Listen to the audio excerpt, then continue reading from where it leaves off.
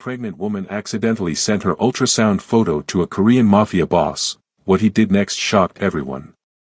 The ultrasound image glowed on Maya Chen's phone screen as she wiped tears from her cheeks. 7 months pregnant and alone in Seoul, her trembling finger hovered over the send button. "Meet your niece," she typed to her sister in San Francisco. First clear picture of her face. "Doctor says she's perfect despite everything. I'm terrified, but we're surviving somehow." One mistyped digit, a single wrong number, would alter the course of her life forever. In the penthouse suite of Seoul's most exclusive high-rise, Sun Ho Kim's phone vibrated during a meeting that would determine the fate of millions in territory disputes. 5 of the city's most dangerous men fell silent as he glanced at the screen. His expression remained granite, but something flashed in his eyes. Not anger, not dismissal, but a fierce, unexpected recognition that made his second-in-command shift uncomfortably. "Find her," Sun Ho commanded, his voice dangerously soft as he studied the ultrasound image from an unknown woman. "Immediately." "Boss, this meeting is concluded." He stood, buttoning his suit jacket. "No one touches what now belongs to me." What happened next rippled through Seoul's underworld. Not with the violence everyone expected, but with something far more disruptive to the natural order, something that left even his most hardened associate speechless. By morning, Maya's life would be unrecognizable. And the man responsible would rewrite everything she thought she understood about monsters, mercy, and what it means to be truly protected. Want to know how this unexpected connection transforms both their lives? Keep reading to discover what happens when fate delivers your most vulnerable moment into the hands of Seoul's most dangerous man. Don't forget to like and follow for more stories that will leave you breathless. I never thought one wrong digit would shatter my world like glass beneath a hammer. But that's what happened. Let me back up. My name is Maya Chen. Chinese-American translator, 7 months pregnant, and very much alone in Seoul. Not the fairy tale ending my parents imagined when I graduated with honors. Definitely not what I imagined when I fell in love with James, with his perfect smile and perfectly empty promises. "It's going to be amazing, Maya," he'd said, his hands warm on my still flat stomach. "You, me, the baby. A real family." That was before he disappeared 4 months ago. Before I came home to find half the closet empty and a note that said only, "I'm sorry. I can't do this." I'd cried for days, then pulled myself together because I had no choice. No family in Seoul. Limited savings. A baby growing inside me who deserved better than a mother collapsed in grief. So I worked harder, picked up extra translation projects, stretched every one until my budget was as thin as rice paper. That morning, the morning that changed everything, I'd had my 7-month checkup. For the first time, the ultrasound showed my daughter's face clearly. Not just a blur, but her. Tiny nose, pursed lips, one hand raised near her face as if waving hello. "She's perfect," the doctor had said. "Strong heartbeat. Good position. You're doing everything right. You're doing everything right." Those words had nearly broken me right there in the examination room. When was the last time anyone had told me I was doing anything right? I'd walked home in a daze, the precious image tucked into my bag. My sister Lily had been asking for weeks to see the baby, frustrated by the grainy images from earlier scans. Now I finally had something clear to show her. In my tiny apartment, with bills spread across the kitchen table and the constant hum of anxiety that had become the soundtrack of my life, I took a photo of the ultrasound. My hand was shaking, from exhaustion, from emotion, from the 6 flights of stairs I'd climbed because the elevator was broken again. "Meet your niece," I typed. First clear picture of her face. "Doctor says she's perfect despite everything. I'm terrified, but we're surviving somehow." I didn't notice the error in the number. Didn't give it a second thought as I hit send. Didn't realize that in that moment, I just sealed my fate. 3 hours later, as I sat translating a dull corporate document to make rent, my doorbell rang. Not the gentle press of my elderly neighbor, but an insistent, authoritative buzz that sent a chill down my spine. Through the peephole, I saw them, 3 men in dark suits, expressionless, standing like sentinels in my dingy hallway. Behind them, partially obscured, a 4th man, taller, his expensive coat unbuttoned, his presence radiating a controlled power that made my breath catch. I backed away from the door, one hand instinctively cradling my belly. Who were these men? What did they want? The knock came again, firmer this time. Then a voice. Calm, measured, speaking perfect English with only the slightest accent. Ms. Chen. I know you're there. We need to talk. How did he know my name? There's been a misunderstanding, the voice continued. It would be better to discuss it now, rather than later.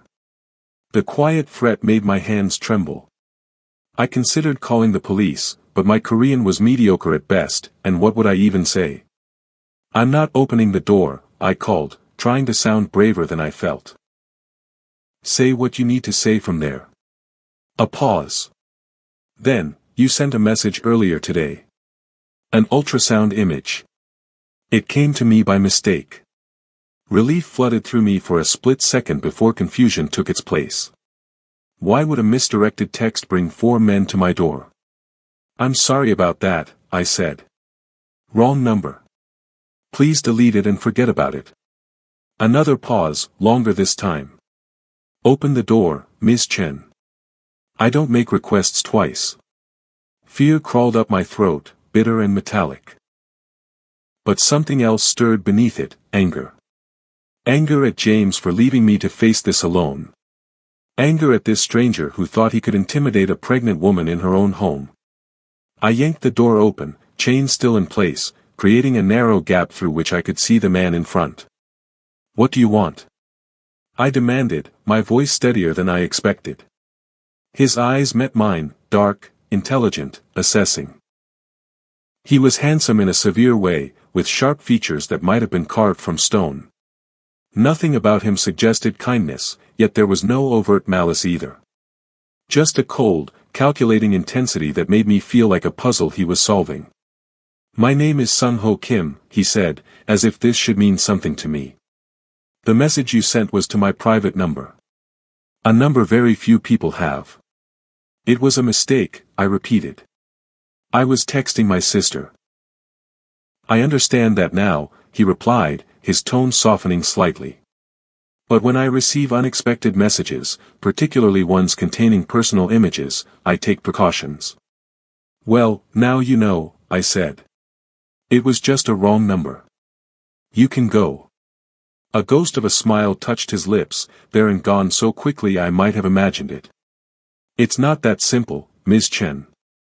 It is that simple, I insisted. I made a mistake. Mystery solved. Please leave. He studied me for a long moment, his gaze moving from my face to my swollen belly and back again. Something shifted in his expression, not softening, exactly, but recalculating. You're alone, he said. Not a question. That's none of your business. The child's father? Also none of your business, I snapped, anger flaring again. I'm someone who can help you, he interrupted, his voice quiet but firm. Someone who knows what it's like to want a family more than anything, and to have that possibility taken away. The words were so unexpected, so at odds with his intimidating presence, that I found myself speechless. He used my silence to continue. You're 7 months pregnant, living alone in a foreign country, in an apartment with broken security and unreliable heat. You're struggling financially, I can see the past due notices on your table from here. You're working too hard and sleeping too little. Each observation struck like a physical blow. How could he know these things? Are you threatening me? I asked, my voice barely above a whisper. Something like surprise crossed his features. No, Ms. Chen. I'm offering to help you. Why would you help a stranger? His expression changed, something vulnerable flickering across his face before the mask returned. Because I cannot have children of my own. Ever. And because someone who can has been abandoned to struggle alone. It offends me on a fundamental level. I stared at him, trying to reconcile the cold, dangerous man who had appeared at my door with these unexpected words. I don't need charity, I said, though the lie tasted bitter. I'm not offering charity, he replied. I'm offering support. Resources. Protection. In exchange for what? Nothing you're not willing to give. The ambiguity sent another chill through me.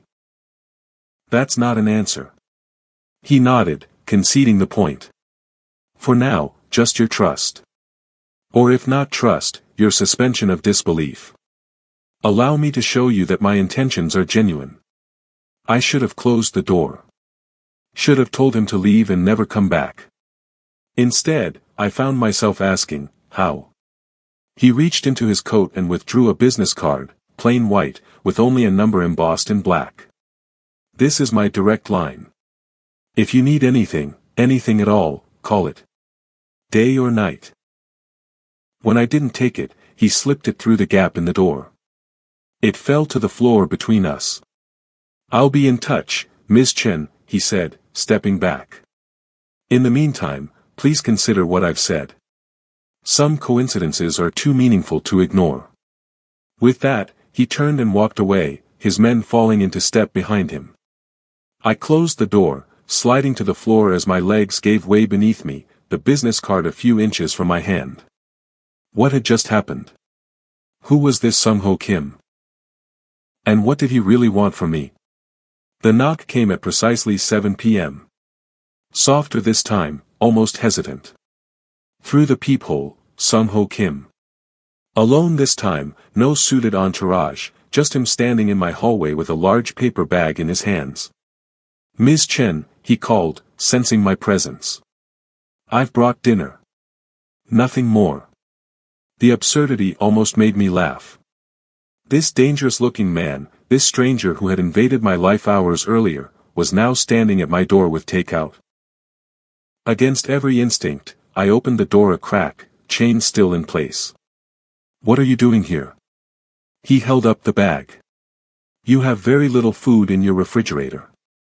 And what you do have lacks proper nutrition for a pregnant woman. You went through my refrigerator. The violation struck me anew, hot anger washing through me.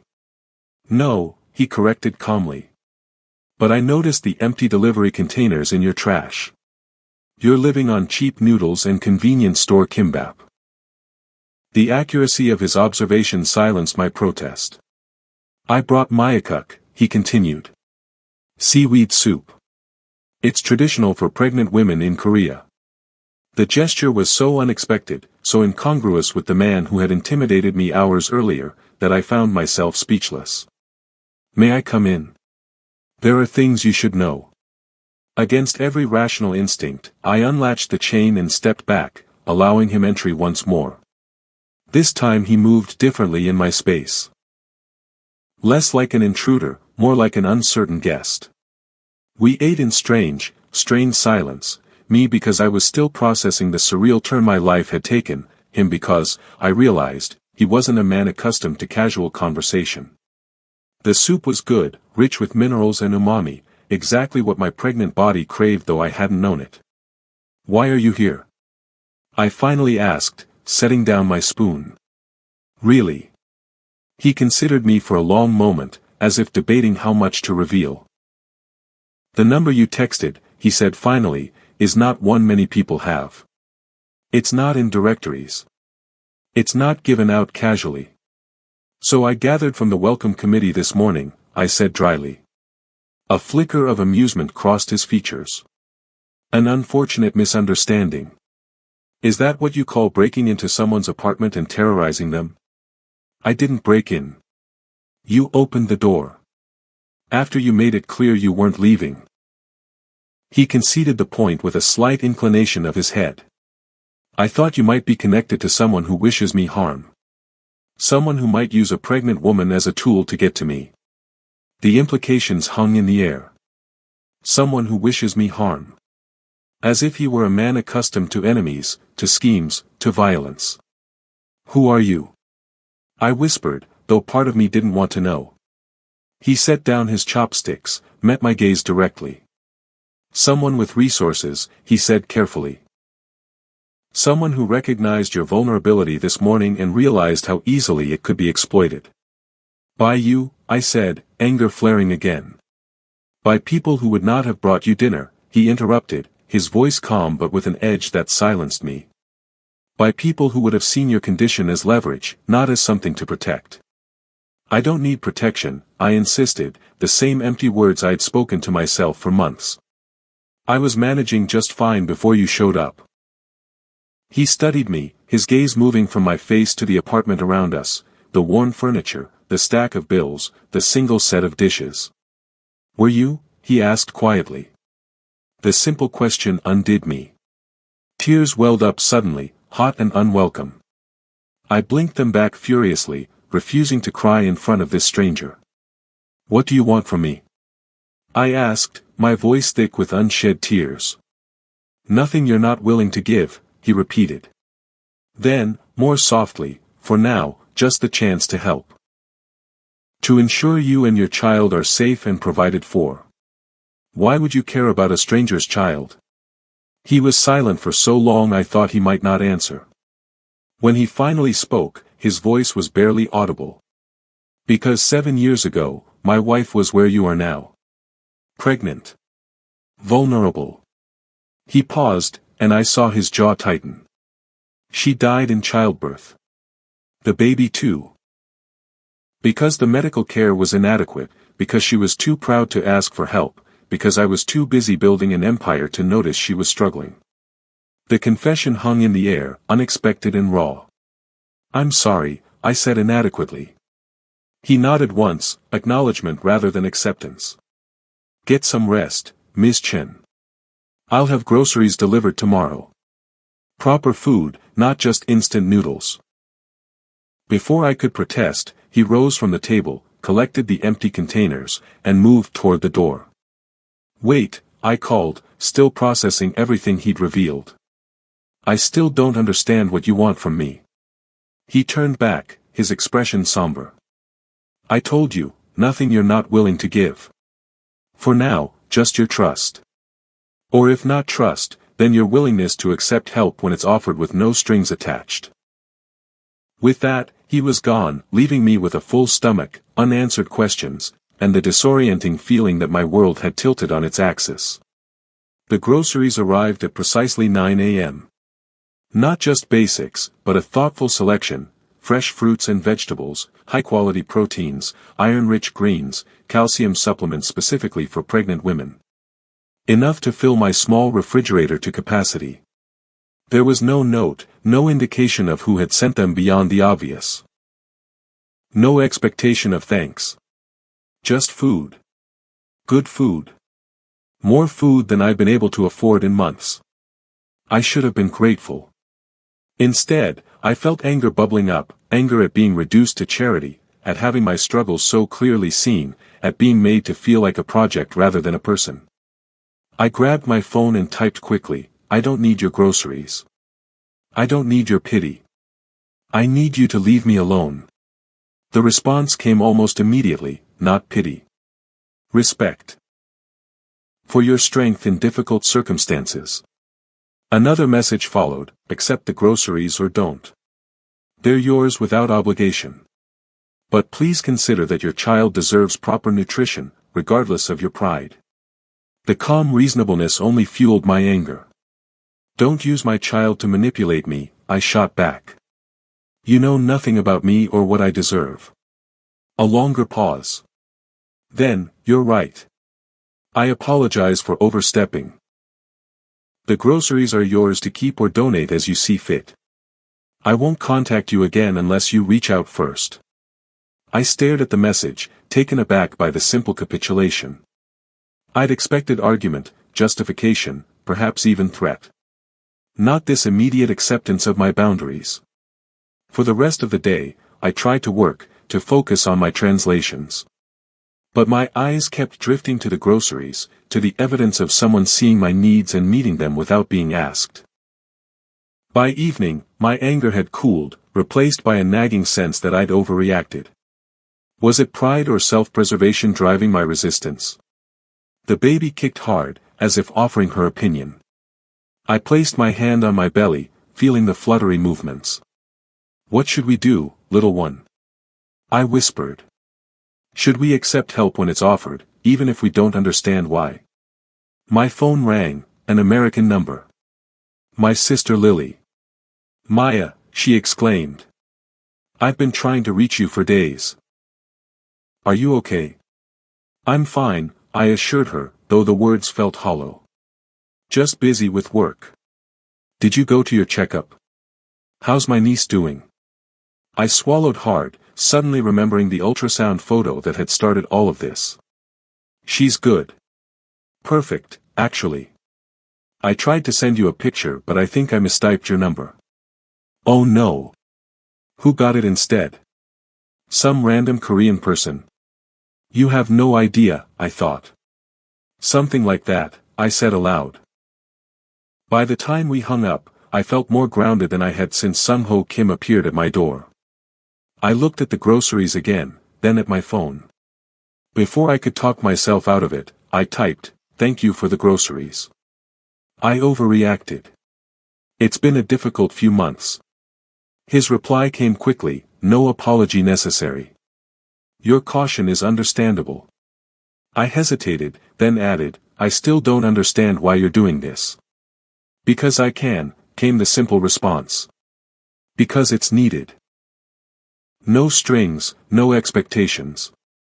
I stared at those words, trying to find the hidden agenda, the catch that must be there. But what if there wasn't one? What if this strange, intimidating man genuinely wanted to help? Okay, I typed finally. I accept your help. For my daughter's sake. Thank you for your trust. It won't be misplaced. That night, as I prepared a proper meal for the first time in weeks, I wondered what I'd just agreed to. What boundaries I'd crossed. What new path I was setting myself on by accepting help from a man who was clearly more dangerous than he appeared.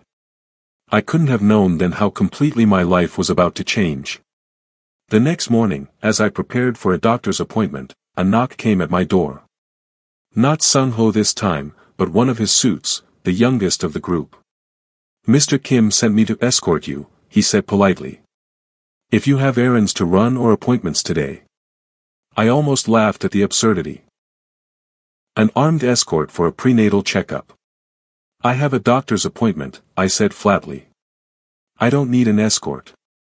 Mr. Kim thought you might say that, He young man replied, untroubled. He asked me to give you this. He handed me an envelope. Inside was a black credit card with my name on it and a note in elegant handwriting, for medical expenses. Use it without concern. The doctor has been notified to expect you and to provide the highest standard of care. My throat tightened. How had he known about my appointment? How had he contacted my doctor? How had he arranged a credit card in my name? The doctor has been notified, I repeated, trying to keep my voice steady. What exactly does that mean? The young man looked uncomfortable. I believe Mr. Kim spoke with the clinic director. To ensure you receive priority care. And if I refuse? If I want to see my regular doctor without interference? That's entirely your choice, Ms. Chen, he replied carefully. I'm just here to offer assistance, not to force anything upon you.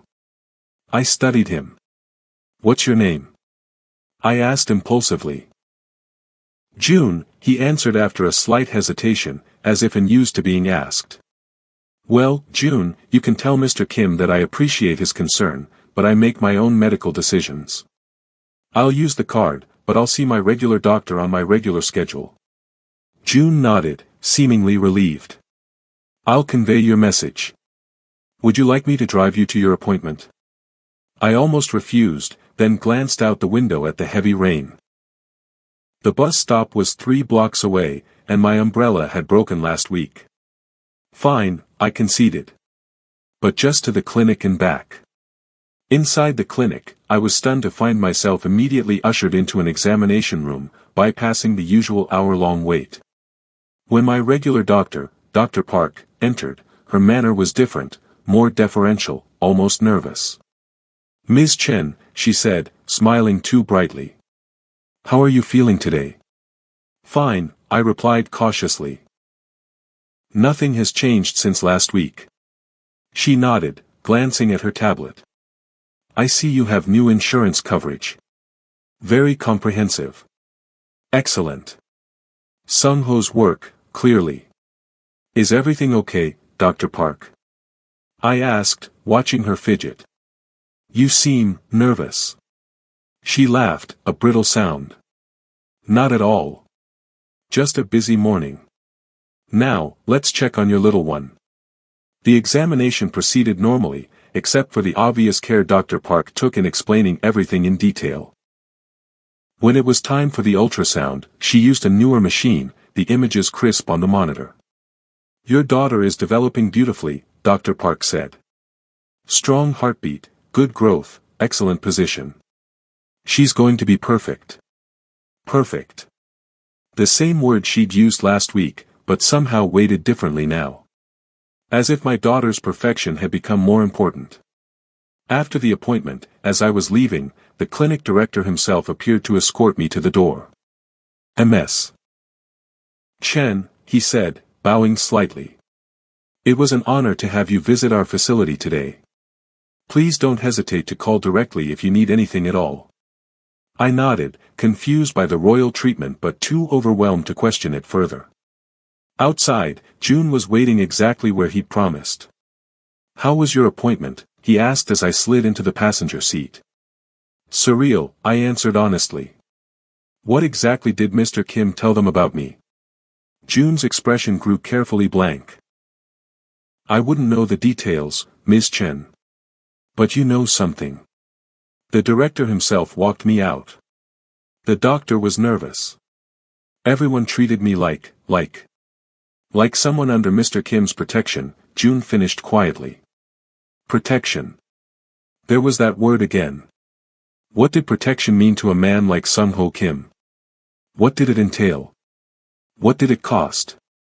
As June drove me home, I stared out at Seoul's rain-slicked streets. This was the same city I'd lived in for 3 years, but suddenly it felt foreign, dangerous, filled with unseen currents I couldn't navigate alone. "June," I said suddenly. "Who is Sung-ho Kim?" "Really?" His hands tightened on the steering wheel. "Mr. Kim is a businessman with diverse interests," he replied, a prepared response. "That's not an answer." June glanced at me, then back at the road. "It's not my place to discuss Mr. Kim's affairs, Ms. Chen. I just drive the car. But you know. Is he dangerous?" A longer pause. Then, softly, "To his enemies, yes. Very. To those under his protection? Never." The simple answer sent a chill down my spine, confirming what I'd suspected. Sung-ho Kim wasn't just a wealthy businessman. He was someone powerful enough to inspire fear, someone with enemies, someone who operated in a world I knew nothing about. And now, for reasons I couldn't comprehend, he had decided to extend his protection to me and my unborn child. Back at my apartment, I found more deliveries, baby items this time.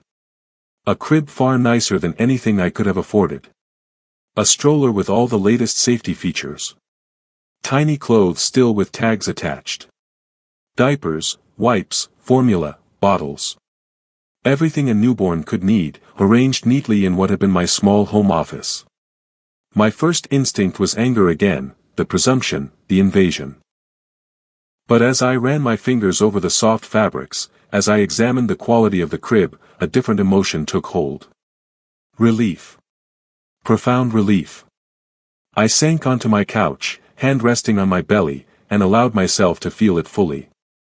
The lightening of the burden I'd been carrying alone. The easing of the constant worry about how I would provide for my daughter. I reached for my phone. "Thank you for the baby things. They're beautiful." His reply came quickly, "I'm glad they meet your needs. Is there anything missing that you require?" I hesitated, then typed, "Answers. I need to understand who you are and why you're doing this." "That's fair. Would tomorrow evening be convenient for a conversation? I can come to you, or you to me, whichever makes you more comfortable. The choice itself was significant, an acknowledgement of my agency. My apartment, I replied. 7 p.m. I'll be there. As I assembled the crib with surprisingly clear instructions, I tried to prepare myself for what tomorrow might bring. What truths would be revealed? What decisions I might have to make? The baby kicked energetically, as if sensing my turmoil. I know, little one, I whispered, placing my hand where I'd felt the movement. I'm trying to make the right choices for both of us. But what was right? What was safe? I had no map for these uncharted waters, no compass but my instinct for survival. An instinct that had kept me going through months of abandonment, but was now sending contradictory signals about the man who had appeared with offers of help and hints of danger. Sung-ho arrived precisely at 7 p.m., alone again, bearing a small gift, a traditional Korean maternal pendant said to protect mother and child. My mother wore this when she was carrying me, he said as he handed me the delicate silver necklace. It said to bring good fortune and safe delivery. I held it carefully, touched but still wary. It's beautiful, but I can't accept something so personal. It's just gathering dust otherwise, he replied with a slight smile. But as always, the choice is yours. I set the pendant aside gently. For now, there were more pressing matters. You promised me answers, I began. He nodded, expression serious. Ask your questions, Ms. Chen. I'll answer as truthfully as I can. Maya, I corrected automatically. If you're buying me cribs and arranging my medical care, you might as well use my first name. A brief smile touched his lips. Maya, then. The way he said it, carefully pronouncing each syllable, sent an unexpected shiver through me. Who are you? I asked, the question that had been haunting me. Really? Not just a businessman with diverse interests. He considered me, as if assessing how much truth I could handle. I run several legitimate businesses, he began. Real estate, primarily. Import, export. Technology investments. But I also control what you might call a shadow economy in Seoul. Protection services. Dispute resolution. Territory management. The euphemisms weren't lost on me. You're a gangster, I translated bluntly. A flicker of amusement crossed his features. That's a simplistic term, but not entirely inaccurate. In Korean, we would say, kangpai. Though I prefer to think of myself as a problem solver. And what kind of problems do you solve? Various kinds. Business disagreements. Territory disputes. Matters of honor and reputation. With violence? His expression grew serious. When necessary. But violence is inefficient, Maya. Messy. Expensive. I prefer negotiation, leverage, mutual benefit. Violence is a last resort, not a first instinct. I tried to reconcile the calm, articulate man sitting at my table with the ruthless criminal he was describing. Are you wanted by the police? He actually laughed, a genuine sound that transformed his features. No. The relationship is more complicated than that. Let's just say there's an understanding between my organization and various authorities. Corruption, you mean? Pragmatism, he corrected. The world is rarely as black and white as we might wish it to be. And now you've decided to extend your protection to me, I said. Why? The truth this time. Not just about your wife. He was silent for a long moment. When he finally spoke, his voice was quieter, more reflective. When I received your message, that ultrasound, with those words about being terrified but surviving, it felt like a sign. A second chance. He paused. I couldn't save my wife. Couldn't save our child. But perhaps I could help you. Not out of pity, but because some debts can never be repaid directly. They can only be paid forward. I'm not your redemption project, I said, more gently than I intended. No, he agreed. You're a strong woman in a difficult situation who deserves support. My reasons may be complex, even selfish in their own way, but they don't change the fundamental truth: you need help, and I can provide it. No strings, no expectations. Everyone wants something, I insisted. Perhaps that's been your experience, he said quietly. It hasn't always been mine. We sat in silence, the weight of his revelations settling between us. He was a criminal. He was powerful, dangerous to his enemies. And for reasons tied to his own past trauma, he had decided to help me. What does this protection actually entail? I asked. What are you offering, exactly? Financial support, obviously. Medical care of the highest quality. Security if needed. A place to live that's safer than this apartment. Practical assistance with whatever you need. He paused.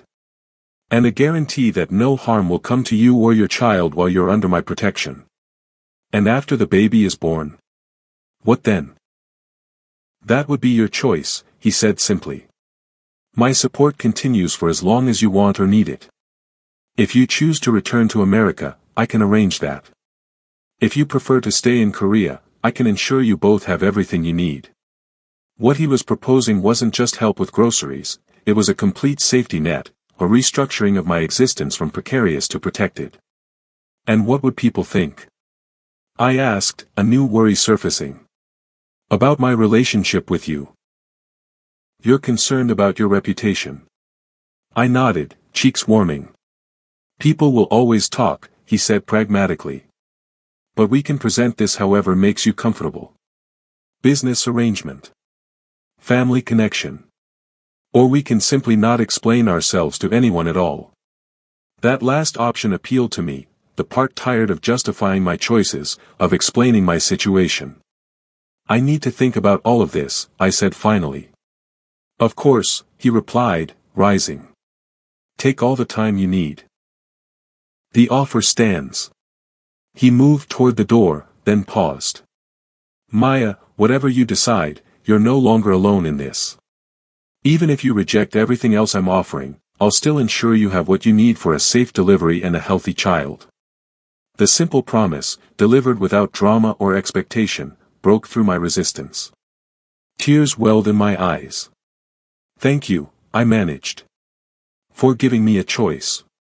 For not just taking over. Something softened in his expression. Choice is the one thing that should never be taken from anyone, he said quietly. Then he was gone. I moved to the window, watching as he emerged below. No car waited for him. He simply buttoned his coat against the evening chill and walked away.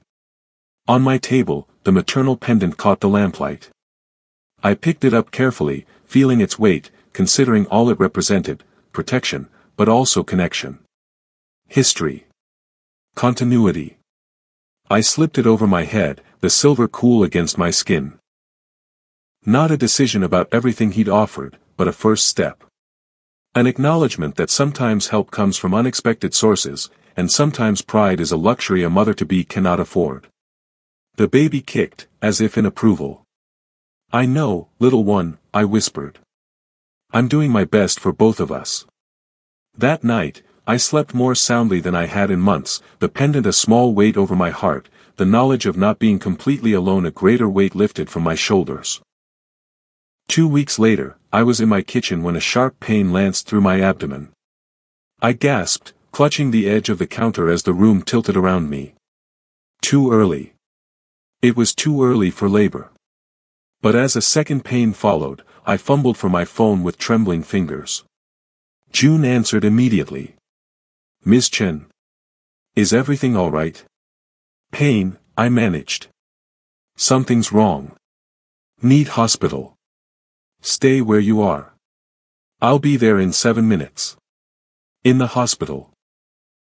Not my regular clinic but a prestigious facility, a team was already waiting. I was whisked into an examination room, monitors attached, questions fired in rapid Korean I couldn't follow through waves of pain. And then, cutting through the chaos, Sung-ho's voice. He spoke rapidly to the doctors, his tone brooking no argument. Braxton Hicks contractions, the doctor explained. False labor. Painful but not dangerous. Combined with dehydration and exhaustion. Relief washed through me, followed by embarrassment. All this drama for practice contractions. But when I tried to apologize, Sung-ho silenced me with a gentle hand on my arm. Never apologize for protecting your child, he said quietly. I was settled into a private room that looked more like a hotel suite, complete with comfortable seating and a view over the Han River. You arranged all this, I said as a nurse hooked up in 4. In the 7 minutes it took June to reach me. He shrugged slightly. I have arrangements with several hospitals. Standing protocols for emergencies. For pregnant women having false labor. A ghost of a smile touched his lips. For anyone under my protection who needs medical care. The casual display of power should have disturbed me. But in that moment, weak and frightened for my child, I felt only gratitude. Thank you, I said simply. He nodded once, then surprised me by pulling a chair closer and sitting down. I'll stay until you fall asleep, he said, not a question but a statement of intent. Too exhausted to argue, I closed my eyes. Just before consciousness slipped away, I felt something unexpected, the gentle brush of fingers against my hair, so light it might have been imagined. I woke hours later to find him still there, head tilted back in the chair, eyes closed, looking younger and more vulnerable than I'd ever seen him.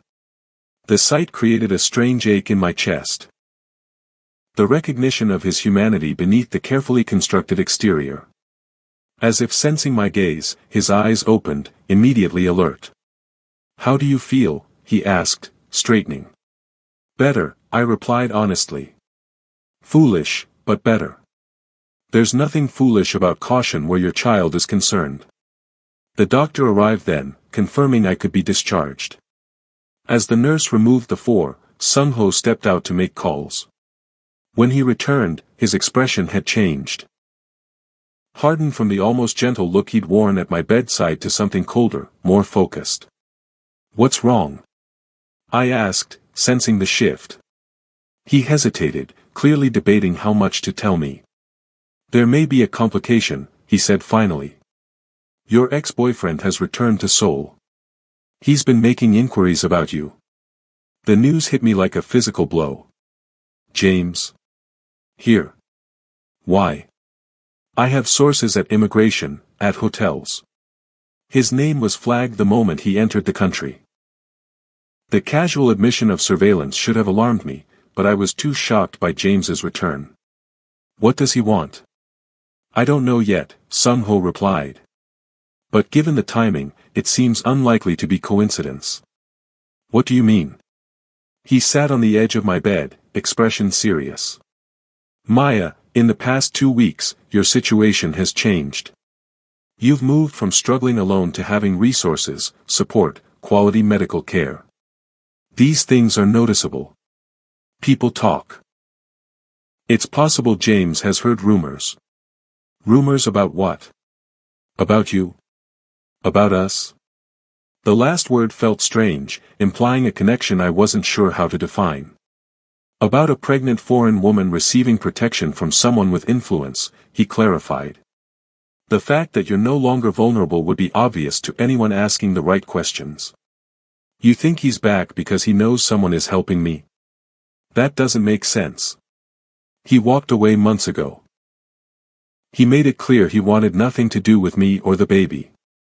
People change their minds, Sung-ho said grimly. Especially when circumstances change. When something they discarded suddenly appears valuable to others. The suggestion sent a chill through me. Not because I believed James would want me back, but because I could imagine him resenting someone else stepping into the role he'd abandoned. What do we do? I asked, unconsciously including Sung-ho in the decision. For now, you come to my home, he said carefully. Not as a prisoner or dependent, but as a guest. Until we understand James's intentions, it's safer than your apartment.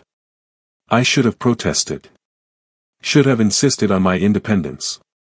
Instead, I found myself nodding, too weary from the night's false alarm, too unsettled by the news of James's return to argue. Just until we know what he wants, I stipulated. Just until then, Sung-ho agreed, though something in his expression suggested he expected this arrangement to last longer. I was discharged mid-morning, escorted to a car with tinted windows and what I suspected was bulletproof glass. We didn't go to the high-rise I'd imagined, but to a traditional Korean house, a hanok, set behind high walls in a quiet neighborhood. The contrast between the modern security system and the centuries-old architecture created a strange juxtaposition. Inside, the hanok was a blend of traditional elements and modern comforts, heated floors, updated kitchen, minimalist furnishings that complemented the historical structure. Beautiful, serene, nothing like the cold fortress I had expected. This was my grandmother's home, Sung-ho explained as he showed me to a guest room that had clearly been prepared for my arrival. It's been in my family for generations. The room was spacious, with a comfortable bed and windows overlooking a garden. Someone had placed vases of fresh flowers on the bedside table, their delicate scent perfuming the air. You've been planning this, I said, noticing the prenatal vitamins arranged neatly, the maternity C. Lothies in the closet. Before last night. Before James. Sung-ho didn't deny it. I've been prepared for various possibilities, he said simply. Including the need for you to stay here temporarily. The admission should have angered me, the presumption, the planning without my knowledge. Instead, I found myself touched by the thoughtfulness. The room wasn't just functional, it was designed for comfort, for peace of mind. Rest, Sung-ho said, moving toward the door. We'll talk more when you've recovered. June will bring lunch. If you need anything, use this. He handed me a small device with a single button. It will alert security immediately. I have meetings I can't postpone, but someone will always be within call. After he left, I explored the room thoroughly, running my fingers over fine fabrics, examining the books on the shelf, classics in English, Korean, and Mandarin. Testing the mattress that seemed perfectly suited to a pregnant woman's needs.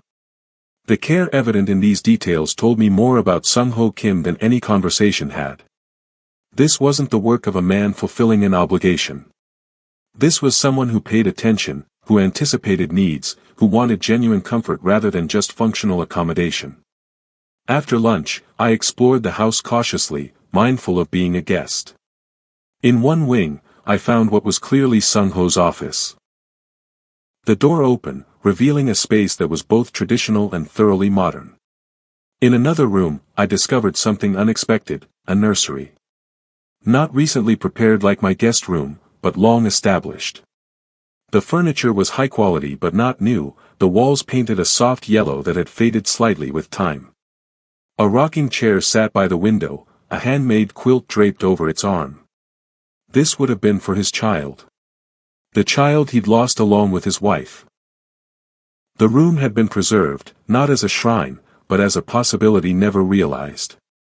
I backed out quietly, feeling like an intruder in a private grief. But the discovery shifted something in my understanding of Sung-ho, deepened it, complicated it. This wasn't just about fulfilling an obligation to a stranger who reminded him of his late wife. This was about a wound that had never healed. By the time he returned that evening, I had settled into an uneasy acceptance of my new situation. If this was to be my gilded cage until James's intentions became clear, I could endure it. Sung-ho found me in the courtyard, sitting by the fountain despite the winter chill, wrapped in a warm blanket. You should be inside, he said. It's too cold for you out here. I needed fresh air, I replied. And time to think. He nodded and sat beside me on the stone bench. For several minutes, we simply existed in silence, listening to the gentle splash of water. I found the nursery, I said finally, not looking at him. It's beautiful. I felt him stiffen slightly, then deliberately relax. It was prepared 7 years ago, he said quietly. I've never had the heart to change it. You don't have to explain. I know. He paused, then continued anyway. Her name was to be Su Min, pure cleverness. My wife was convinced she would be brilliant. The simple statement, offered without drama, broke my heart more than any tearful confession could have. This controlled, powerful man, sitting in a garden he had preserved along with a nursery never used, carrying grief like a stone. "I'm sorry," I said. "For intruding. For reminding you." "You don't remind me," he corrected gently. "You represent something different entirely. A second chance, perhaps. Not to replace what was lost, but to protect something new." The distinction was important, to him and to me. I wasn't a substitute for his lost wife and child. I wasn't being molded to fill that vacancy.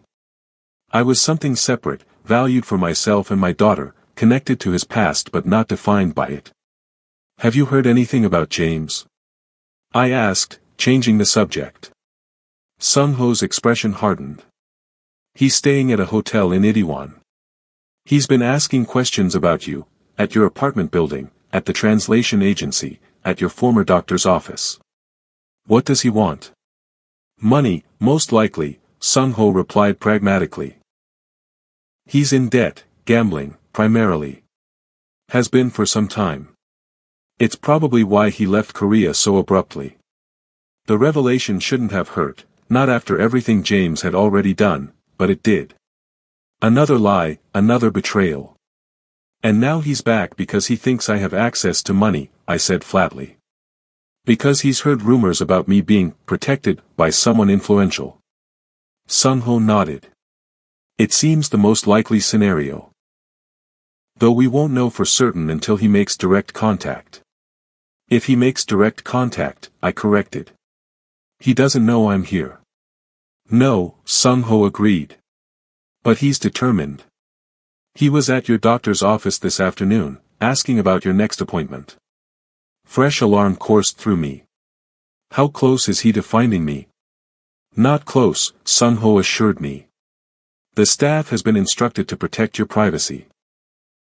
And even if he discovered you were here, the security would prevent any unwanted contact. So I'm safe, but effectively in hiding," I summarized, unable to keep the bitterness from my voice. "For now," he acknowledged. "Until we can resolve the situation more permanently." "And how do we do that?" "Pay him off. Threaten him." I was only half joking. "That depends on you," he said carefully. "On what you want. On how you wish to handle the father of your child." The deliberate phrasing.